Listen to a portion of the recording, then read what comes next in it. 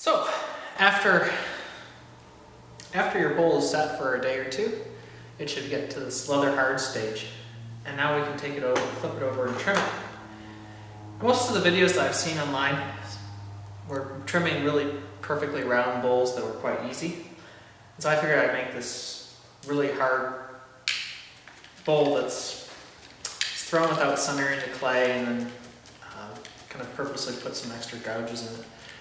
One of the things that we'll be thinking about when I'm doing this, the trimming step, is I want to be matching the inside contour. So this one has a fairly steep wall and then transitions. And I'll want to be putting the foot ring somewhere kind of on this outside space, but I can measure it if I'd like to by kind of picking like on that transition point and then spreading my fingers, and we're using calipers.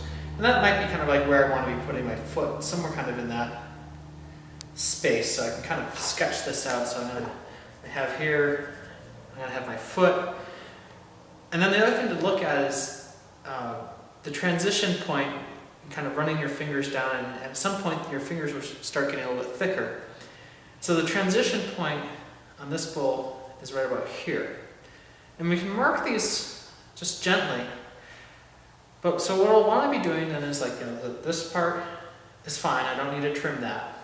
And then I'll want to be taking off a little bit, and then I'm just, it's like slicing this part, this spot in here. There'll be quite a lot in this area that needs to go, and then also the inside. So one thing to also check is you try to guess how thick that inside part is. One of the tricks for putting your bowl onto the center of the wheel is just give yourself some pencil lines. These will all rub off with a little bit of time, so even if you're in a community studio, don't feel bad about putting some pencil lines onto the bat. And that way you can kind of just approximately line it up, even with something that's as hard as this. And if I want to kind of level it off, I can do that as well. I can put a little bit of extra clay underneath here, so that when I keep it moving around, so that kind of leveling it off a little bit. And what I'm looking for with centering it and recentering it onto the base is that without it being perfectly round, I kind of want this area here to be as close as possible. Or maybe somewhere right up in here, being as close as possible to that center point. And I can do that in a couple ways. I can use a needle tool or my fingernail until I feel like I'm scratching it evenly. Or in this case, I was able to kind of guess it a bit by looking at the circles on the bat. And it doesn't have to be 100% on center, because there is no way for it to be 100% on center. And then after I've kind of done that, balanced it up as well as possible, I like using 3 lugs of clay. So I'll put one down. I'll hold the piece really firmly as I put this kind of stiffer clay onto it, and pushing down and getting it locked into place. As a word for the wise, it is best to trim first and then dump out your scraps. This is going to be a real mess to clean up. I've got wet clay on the inside, and now I'm going to get the trimmings on the inside as well. Now, the trimming tools that I like to use are these Kemper professional tools. They have a little bit of an edge to them. And it's a $10 or $15 tool, and the tools that you get in the beginning kit just aren't able to actually cut leather hard clay. And so one of the biggest struggles is getting yourself a fairly even if you just get one of these tools, it will really be a huge savings to you. I like this one, which is the PT1 or PT511, and when I come to trim this, The biggest problem is that this spot here is hugely a lot of inconsistencies. It's going to be hard to get it through. And so one trick is to start in the very center, just to give yourself a finger hole. Now I can be kind of pushing down on the piece to make sure that it doesn't fly away. And they do fly sometimes. I think that I've seen more pieces fly in trimming than anywhere else. And what I'll be doing is I'm keeping my hands together. So you'll see that I'll bridge my finger or my thumb over, kind of keeping one finger here. And then if I can make it so I can continuously be cutting. So even though it's cutting just a little bit of clay, then a lot of clay, then a little bit of clay, it's a lot easier to hold the tool steady through kind of a continuous cut. So and then getting down into that, so that was like the majority of the clay that needed to come away, and now it's also evened out. The other thing I would do right now, right in the very beginning, is also coming off and doing like one pass along the top. And now, if the piece wasn't level beforehand, it is now level because I've cut it to be level. And so now, most of the kind of inconsistent, bigger cutting is done, and I can kind of move on, and I'll work with a little bit of that wobble, and just try to cut. It's kind of, there's a consistent, steady amount of trimmings coming off of it, and letting my hands kind of move with the piece. So as I'm doing that, cutting it, trimming it, the speed that I'm doing this at is a medium half speed. It is good to kind of make sure that you keep it going fairly fast if you want things to be round, because it's hard to hold the tool really steady if you have to hold it there for a long time.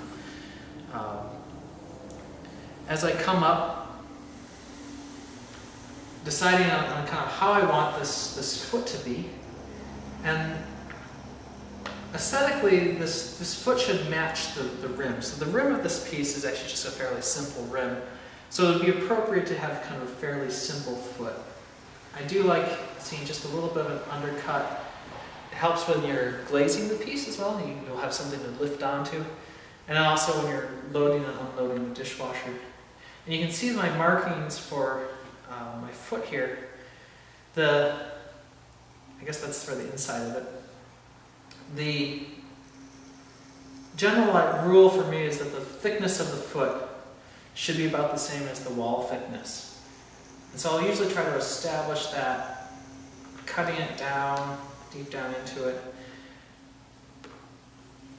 And I don't really need to be holding onto the piece so much once I've gotten through that big first cut. So now I can move my hand around a little bit more. And I'm like coming in for this inside bottom cut. I like to cut from the inside to the outside. And the reason for that is I've had quite a few, an embarrassing number of bowls where I left the bottom too high. And then they poof up and touch the kiln shelf with the glaze on them. And now one thing I want to be checking is the thickness.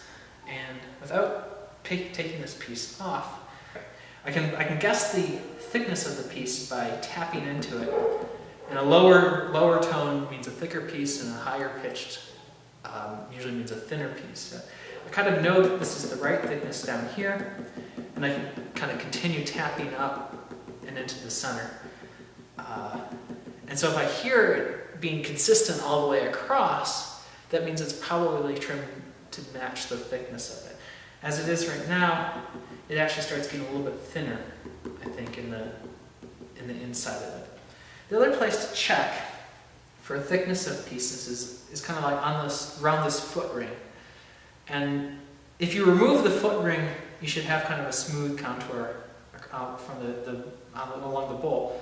So sometimes it's like checking to make sure that this height down here matches it on the inside as well. And if one of them doesn't match, it means you need to cut. You can cut off a little bit more of that weight.